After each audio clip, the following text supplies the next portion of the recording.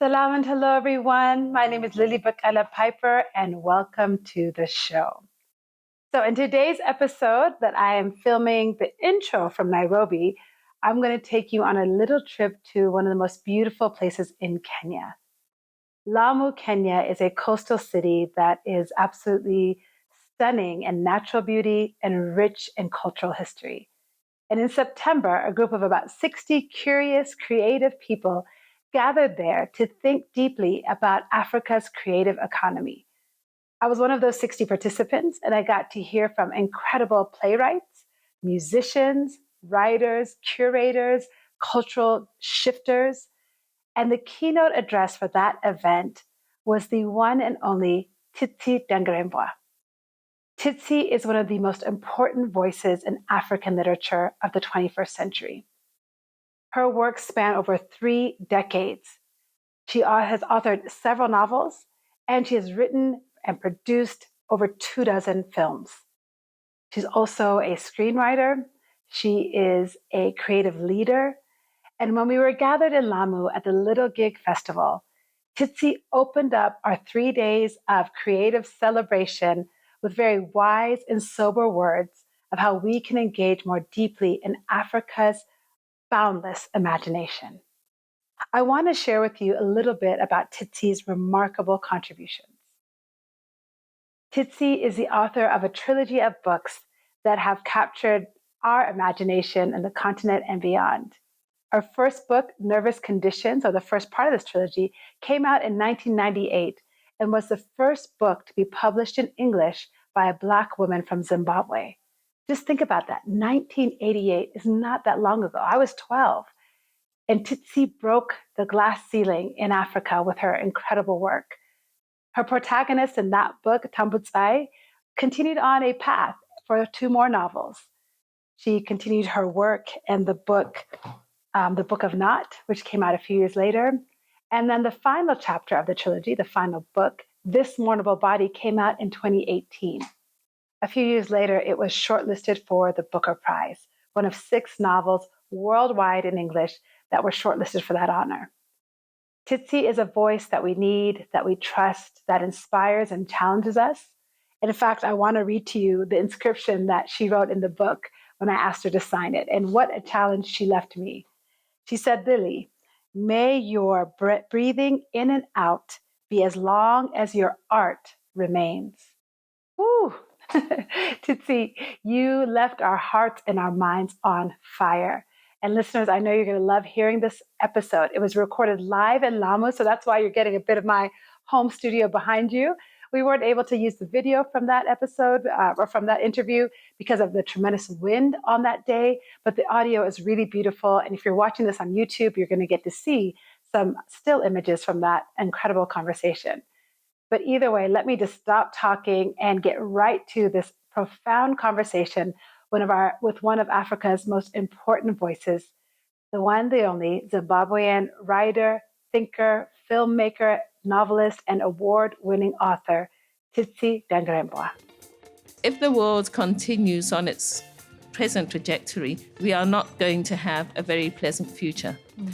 And inequality is part of the whole complex of issues that are presenting themselves in this late capitalist moment. And so I really think that the products of the African imaginary, authentic ones, are not ones that are just reproductions of what has been mirrored to us, but authentic ones are really necessary as part of that project of restoring better balance. This is Salam and Hello, where stories of joy and justice vibrate with the rhythm of Africa and the diaspora.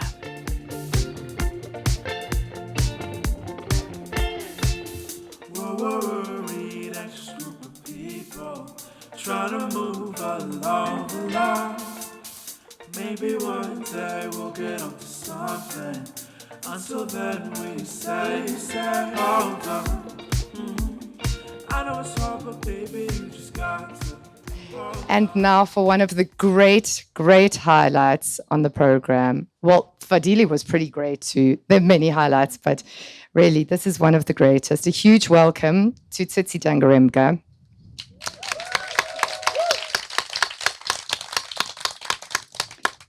Tsitsi is one of Africa's key literary voices. She's been writing for over 3 decades. In 2021, her novel, This Mournable Body, was shortlisted for the Booker Prize.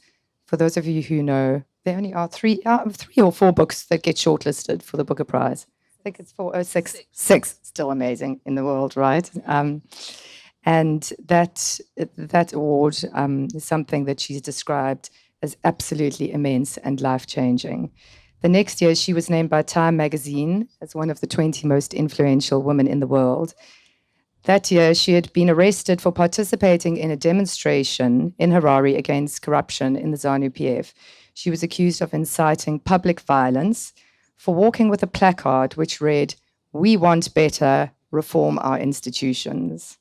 One of the things closest to Tsitsi's heart is Africa's creative economy. She has said before that no significant human advancement has ever taken place without tapping human creative potential. Tsitsi will, for the next 30 minutes, be in conversation with Lilly Bekele-Piper. Clap, clap, clap.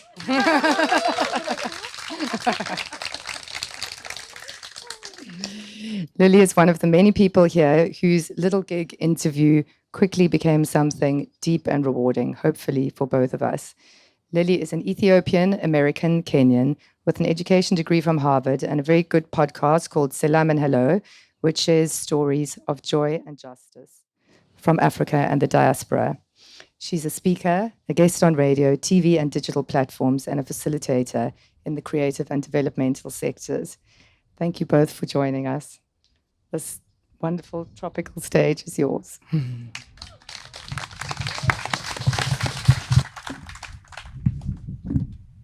Hamjambo.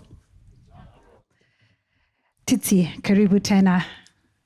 So wonderful to have you back in Kenya. Asante sana. So let's start at the beginning of your story. You're from a family of history makers. Your mother, Susan, was the first Black woman in Zimbabwe to get a Bachelor of Arts. She went on to be Zimbabwe's first public service commissioner. You are the first Black woman in Zimbabwe to publish a book in English. What of Susan do we find in Tsitsi? While I consider how to answer that question, let me say good morning to everybody. And thank you for being here. And thank you to the inimitable Georgia for organizing this. And thank you to our hosts today. And I really hope, Georgia, that you will feel that this conversation today really does make sense of something. But I think you were being too kind to me. Thank you.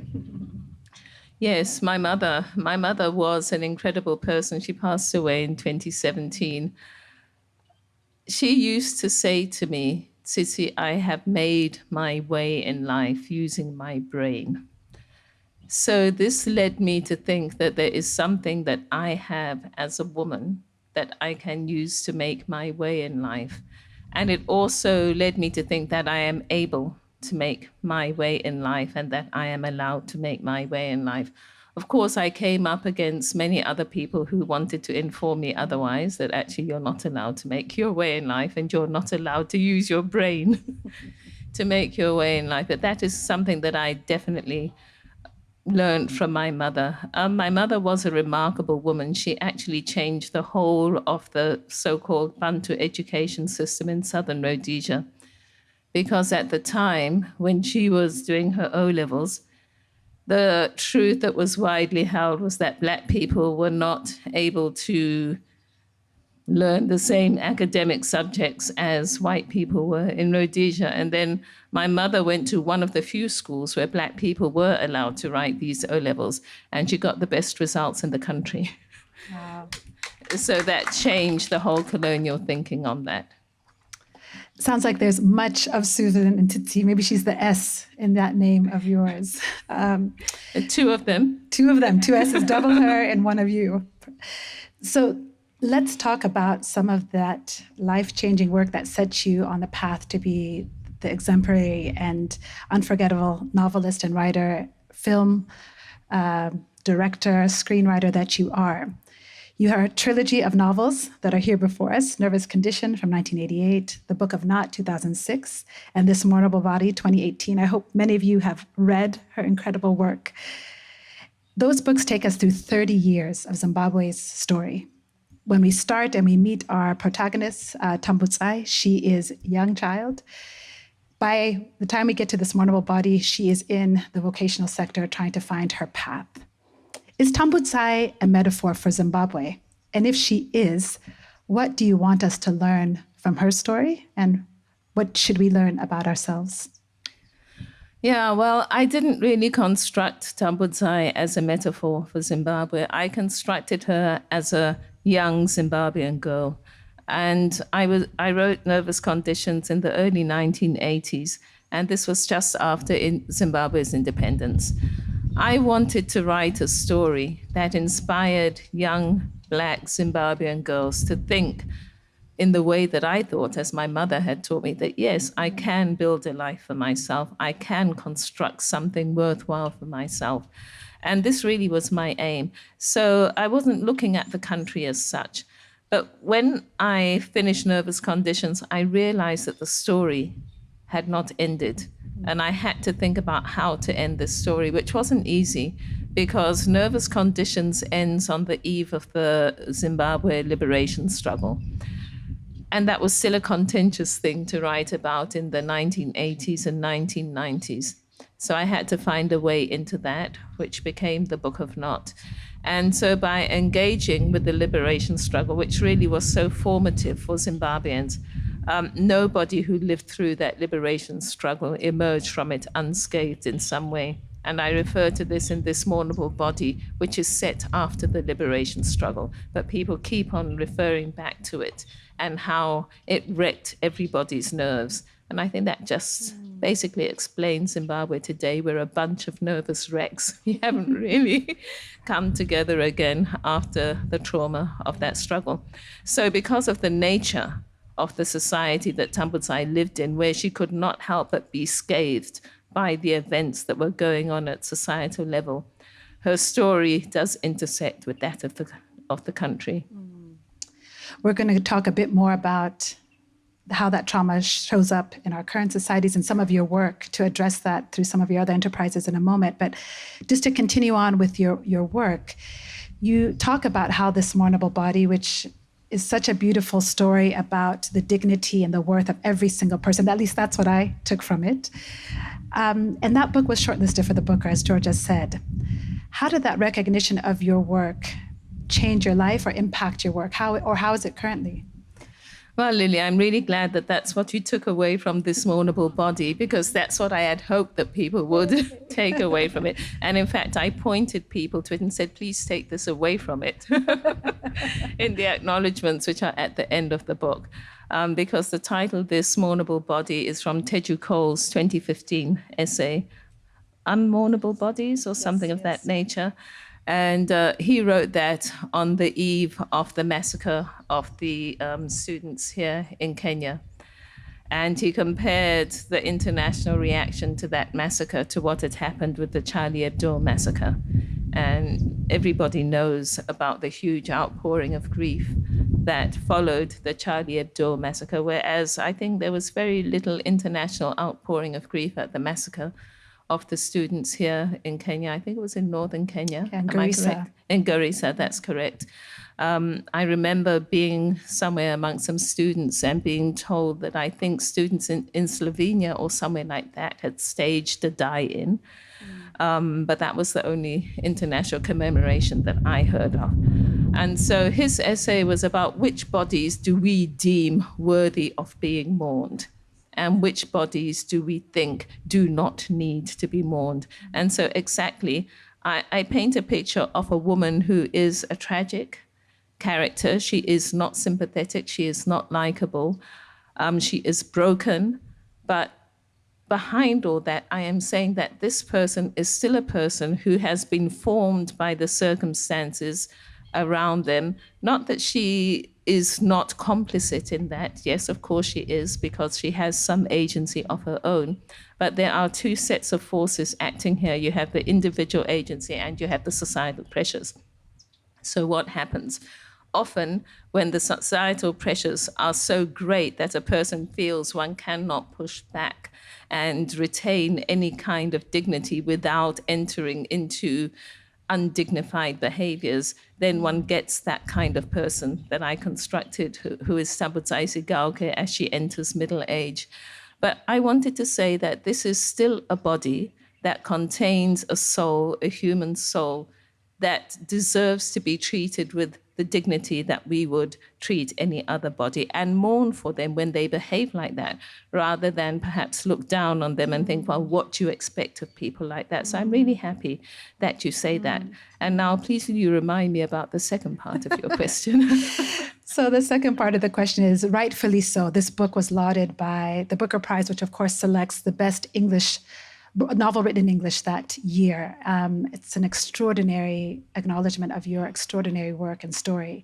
So the question was, how has that recognition impacted your work? Okay, so I'm going to meander again. I think one might want to understand the process towards having this Mournable Body published, even though I had 2 other books published before. It wasn't easy, and I had despaired. I thought it would never be published. So I think around 2014, I began to publish extracts on Facebook. I was still on Facebook at that time. And this amazing person called Ella Wakatama read it on Facebook, and she inboxed me and she said, Tsitsi, when you are ready, please send me your text and I will help you, because no one had wanted to read it.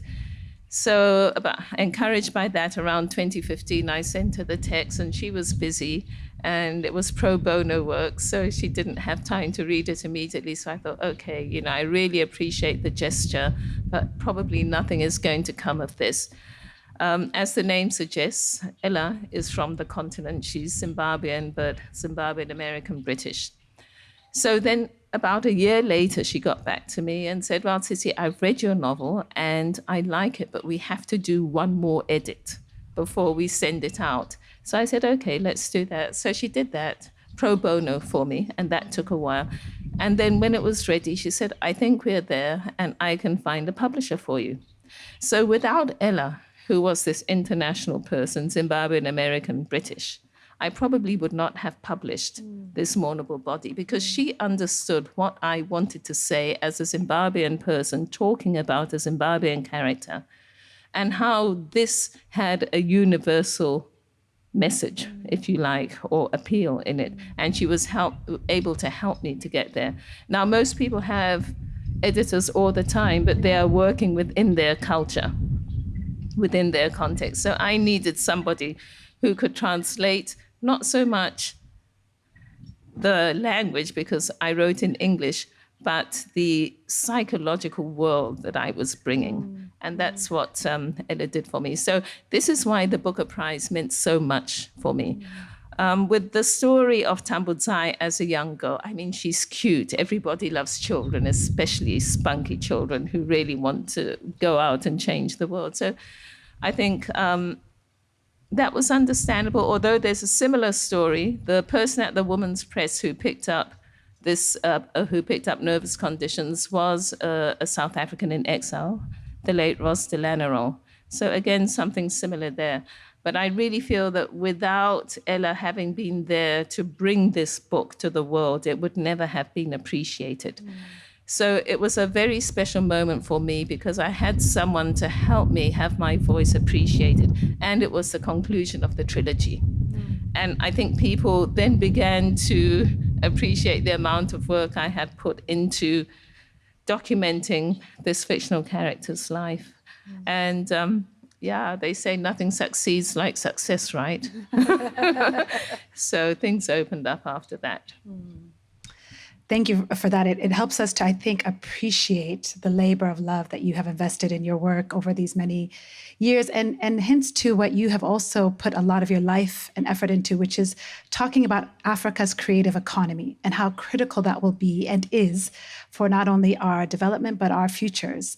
I want to read you a quote that you said when someone asked you about this. You said, the creative economy is one of the key strategies for Africa's sustainable development. Tell us what you meant by that. The creative economy is, on the one hand, an economy. So that means we produce products that have a commercial value. So you are going to just be participating in the nation's economy. The African creative economy is unique in that it produces products that only Africans can produce. That psychological world, that symbolic world, that experiential world that we have is unique to us. And so we are the only people who can produce those products, whatever they may be, whether it's fashion, whether it's films, music, literature, you name it. And the world is looking to hear what other people are saying.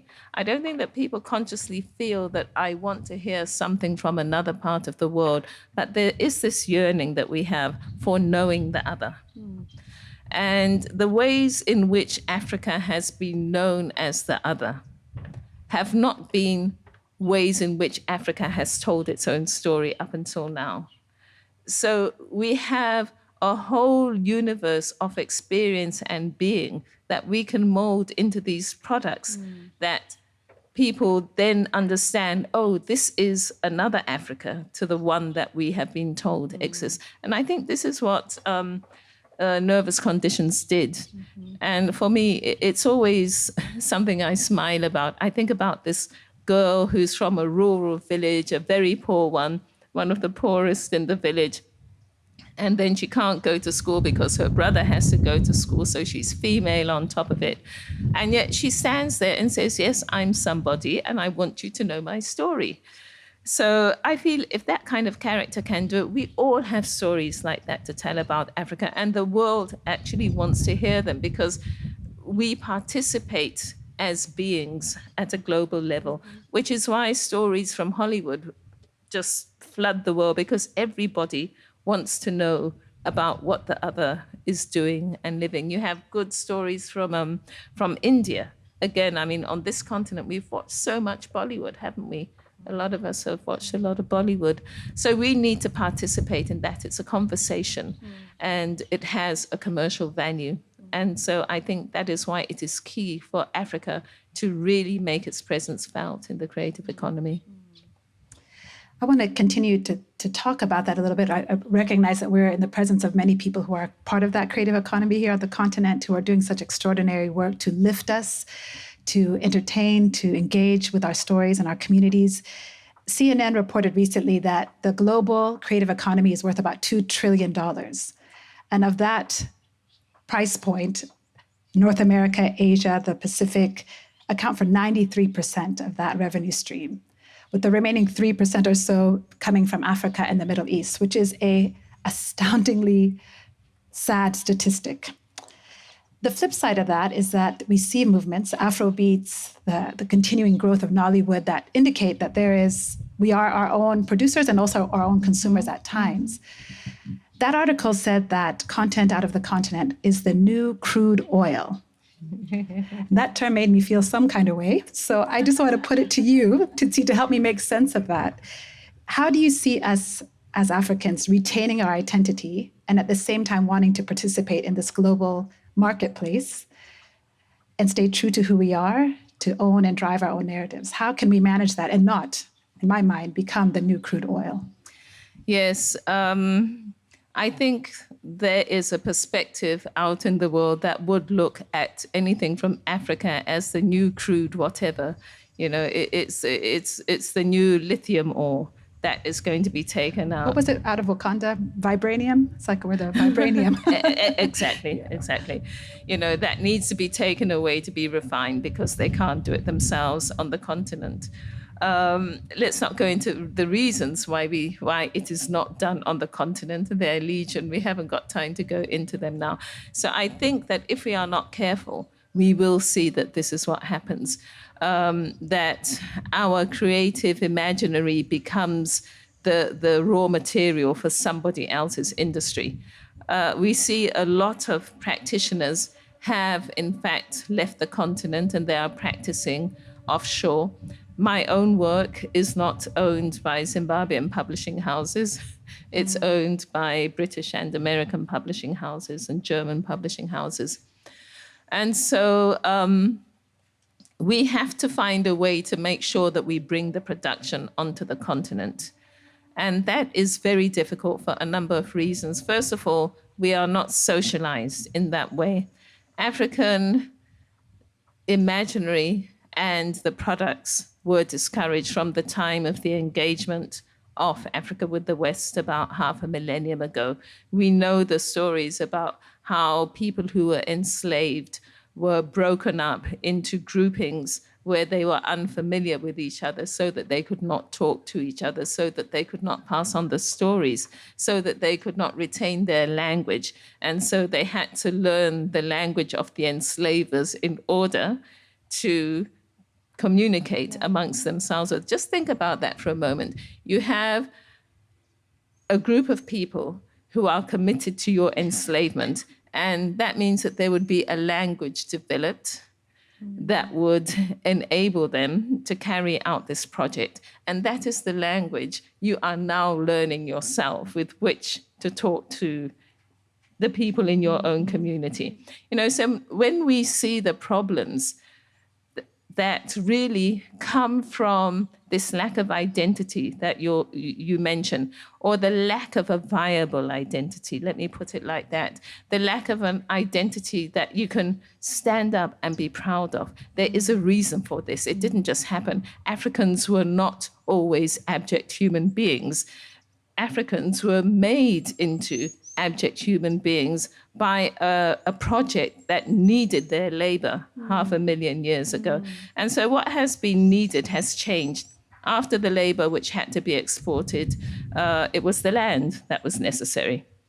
So we had colonization. This is one of the things I talk about in the essays, Black and Female. And now it's the imaginary. So if we are not careful, we are on the same course. So it is absolutely imperative that we understand the importance of resourcing production from our own imaginary. And this is going to be really difficult because we have people who wage the anti-enslavement struggle. We have people who wage the anti-colonial struggle, and they feel a sense of ownership. And they know that the power of the imaginary is immense because most of them used it in their own liberation struggles, the war songs and this kind of thing.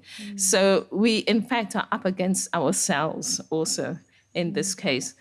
So we're in a situation where most of us somewhere are fighting against this image of the enslavable person, of the abject person, the person who can be killed manifold in Garissa and not mourned. We are struggling. We have that little person, a mini person there somewhere. So it's a constant fight. And this is what Frantz Fanon talked about. He wrote about and called Negrophobia. There's this wonderful passage, and I think it's in Black Skin, White Mask, where he says, I'm in the cinema, and the Negro is about to appear on the screen, and I am immensely uncomfortable. Because at that time, the 1960s or perhaps earlier, who would have been projecting this person called the Negro onto the screen? It certainly wouldn't have been the person who is seen as the Negro oneself.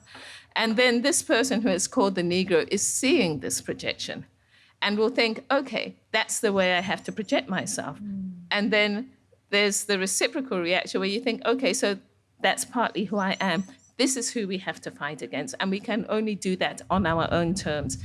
And so we have to find a way for resourcing money from African people who understand the need for this production to take place. It's a contribution to the world, because if the world continues on its present trajectory, we are not going to have a very pleasant future. And inequality is part of the whole complex of issues that are presenting themselves in this late capitalist moment. And so I really think that the products of the African imaginary, authentic ones, are not ones that are just reproductions of what has been mirrored to us, but authentic ones are really necessary as part of that project of restoring better balance. Thank you for that, Tsitsi. Yeah, extraordinary.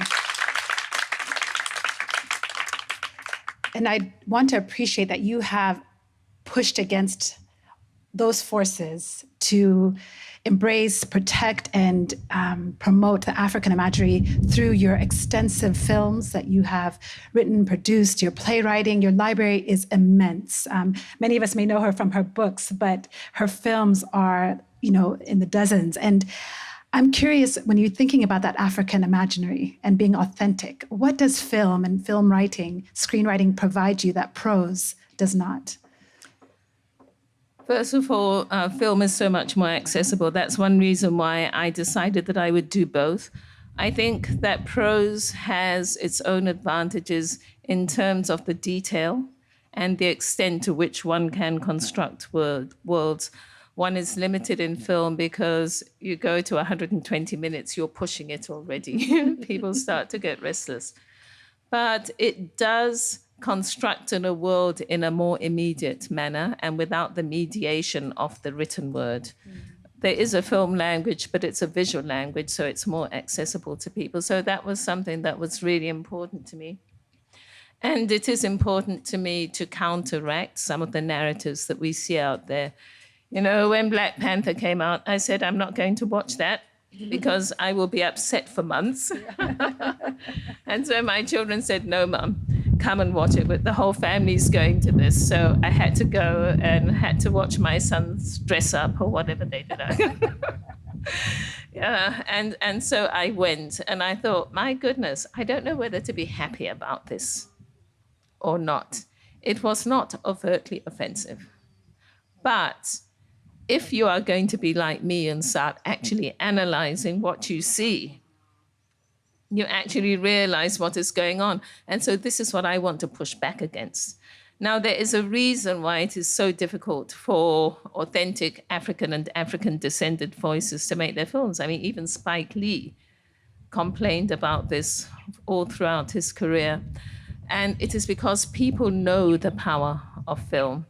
Film presents the image, and the image is perceived by the primitive brain before your cortex actually kicks in to start analyzing what you're seeing. So you have seen that and you're reacting to it, and that is what stays with you. And film was actually developed in the colonies as a means of propaganda. Just around the time of the Second World War, when the colonies were becoming less ready to remain silent colonies, let's put it that way, colonizers realized that they needed a tool that would really enable them to consolidate their work of the subversion of certain kinds of humanity. And film was the tool of choice because of this way that it impacts the individual. And you need one film that you can take round to many people. I don't know how many people in this audience are old enough or were in a situation to have the experience of having those mobile cinemas, Biscope, in a van come round. I see some smiling faces. So you could reach the people with this amazing thing, this amazing story. So right from its inception, I mean, Griffith, Birth of a Nation, what was it, 2015? Yes. Something around, so early. And in fact, there was huge collaboration between the nascent Hollywood and South Africa. South African film industry, which only ended in the 1960s when it became embarrassing for Hollywood to be known to be collaborating. And that's how some of these cinema chains like Sir Kinnickle came into being.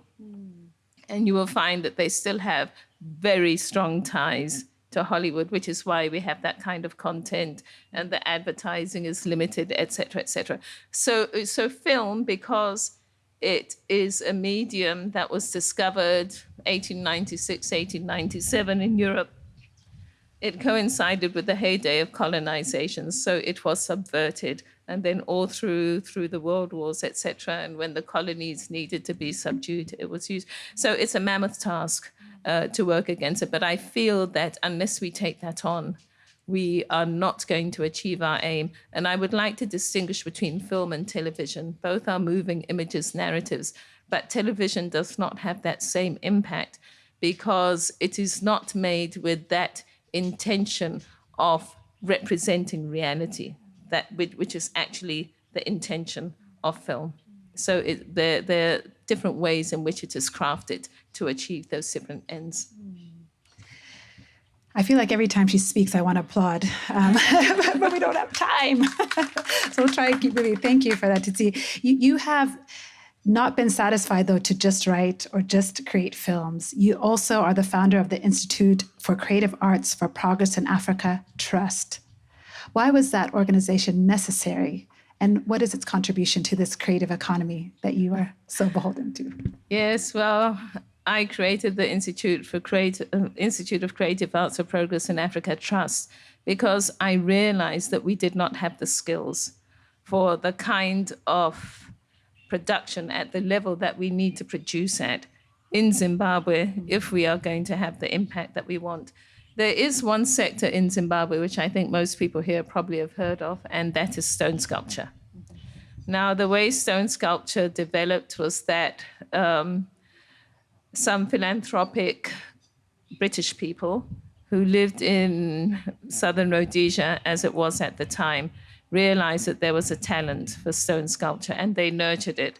So we had institutions like the British American Tobacco Workshop, where a lot of the artists were nurtured, and that also then spilled over into the other visual arts.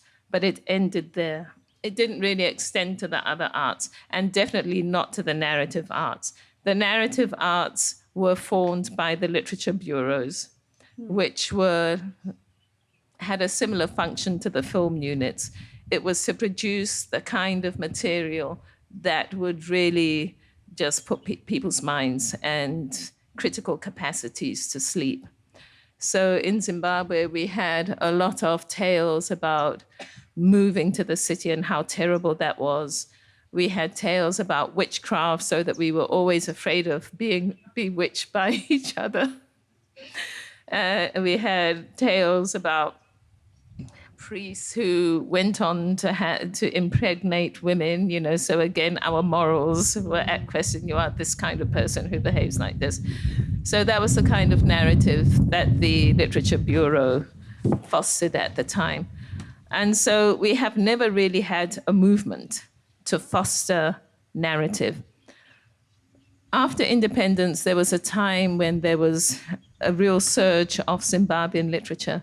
And this was because of the education system that remained intact for about a decade. And so it seemed as though people did not really need to have dedicated narrative learning situations. But then the education changed, and there was a political impulse to this. The people who had been educated began to question the system. So it was useful for the system to no longer educate the people well. So that began to change. And so now we see that Zimbabwean writing has shifted from inside the country to the diaspora. Yonovai Bulawayo, twice nominated for the Booker Prize. Novuyo Chuma, people like that. So I realized that, well, I tend to take things upon myself, and it's a bad habit which I have to stop.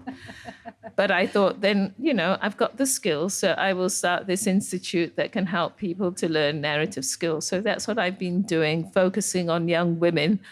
But we have a 1/3 rule, where we have 1/3 of men who can participate in our teaching situations, our workshops, and so forth. And this is because I always think that the women will have to work in an environment that includes men, right?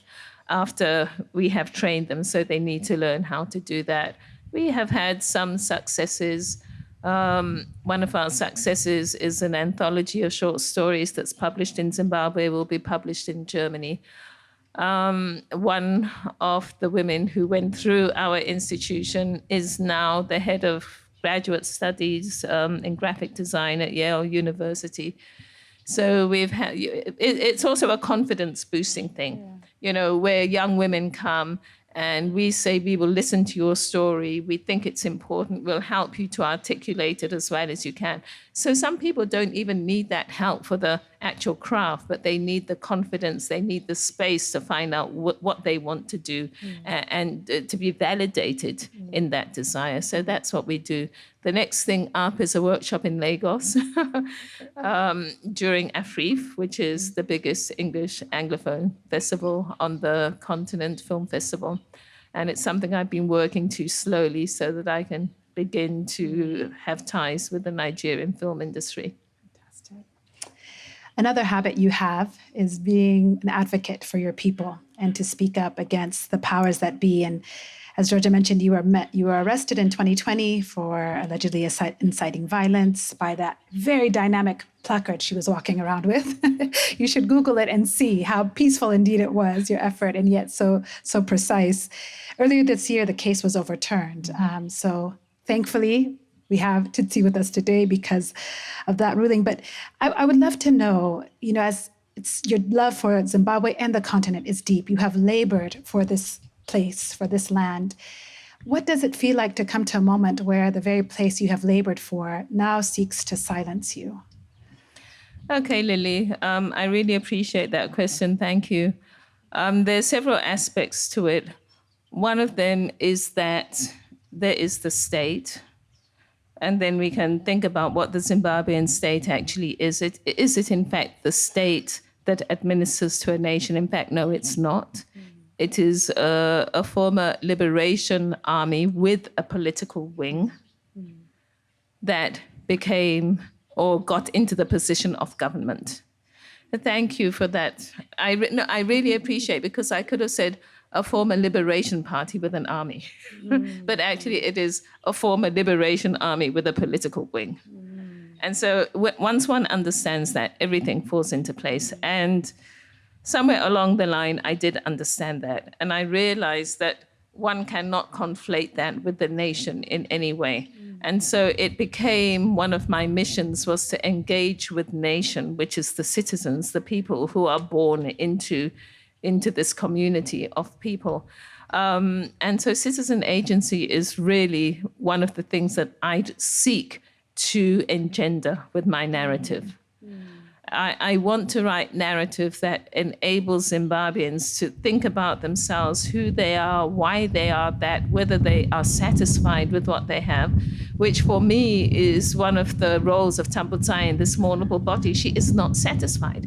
There is no point where she says, okay, I'm down in the gutter and I'm just going to just wallow here and see what I can do. She's always striving to come up. And I think that's really important for us to know that we are allowed to have aspirations. If you look at a lot of the films that are funded from outside the country, and often it's donor money, you will find that they are not aspirational. They are development-oriented, where a character is taken to represent a social problem. And I know because I've made them myself. I had told myself I would not make them, but then I did, sorry. Yeah. So it is very difficult for a person from the continent to make an aspirational film.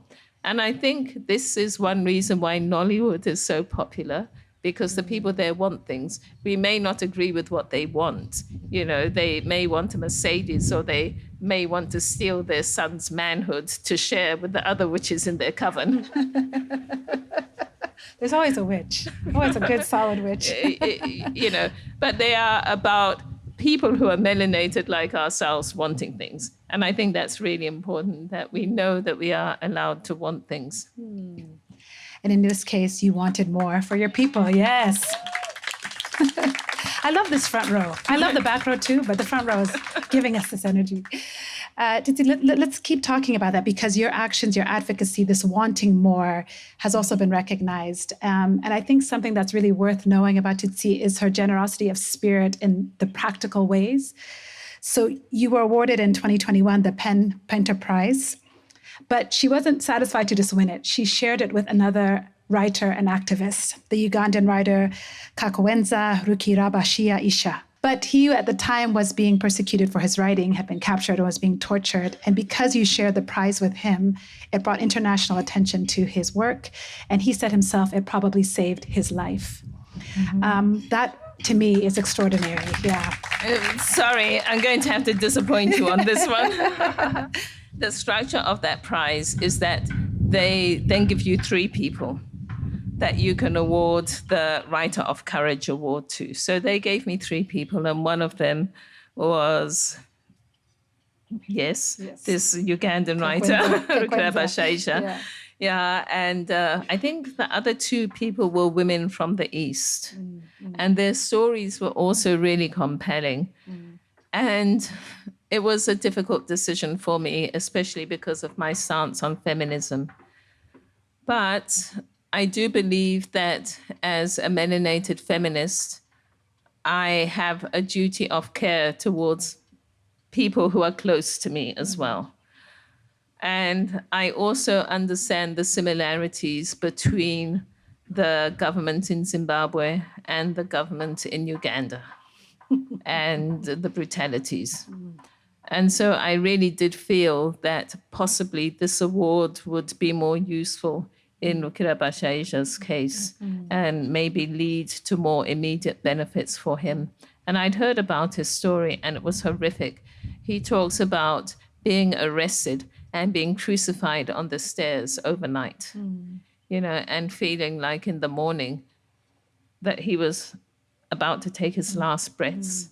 And this is when somebody came to take him down. And so I just really felt that with that background that I had, that he was the appropriate person to share that prize with. And yes, he was then able, with that recognition, many people became interested in his plight again, and PEN was able to get him out of Uganda. But still, I think it points to your awareness and care for your people, and thank you for that. I want to read to you some of your own words about what writing can do and the potential of this kind of collaborative and connection. You said that my career has taught me that the work of a writer is doing, and when circumstances allow, that this doing is in fact writing. On the other hand, when circumstances do not allow for the writing process, a writer continues the expression that is no longer possible in literature or that has become inadequate through literature with other actions. I have come to see that the work of writing is not to be seen doing it, but in fact to do and to keep on doing regardless of circumstances. Only sometimes, if a writer is very fortunate, is that doing seen.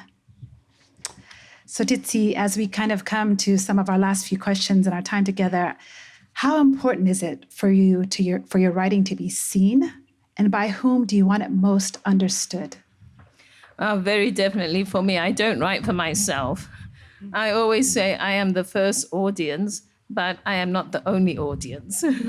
I hope to be the first in a great multitude of people who will read my writing. I'm very definite that I speak to people. I write for people on the continent, first and foremost also for women on the continent. There's so many people who are writing male narratives that I feel that authentic female narratives are necessary. Or maybe I need to qualify that a bit. That was the situation when I began. And that situation has changed. I began writing back in the 1980s. I think I mentioned that. And in the 4 decades since then, things have changed. And we have so many women from the continent who are writing.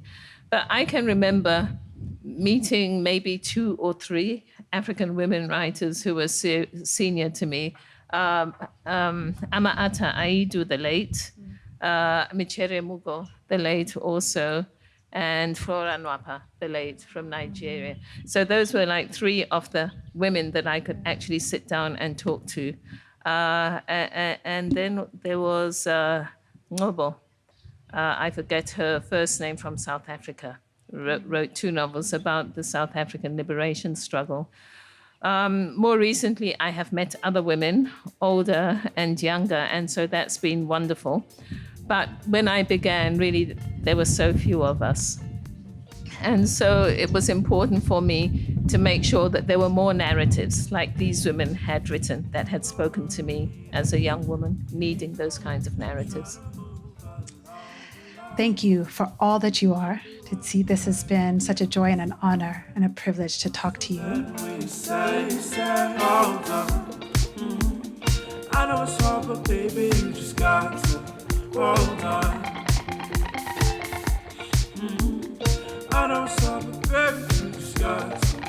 people die.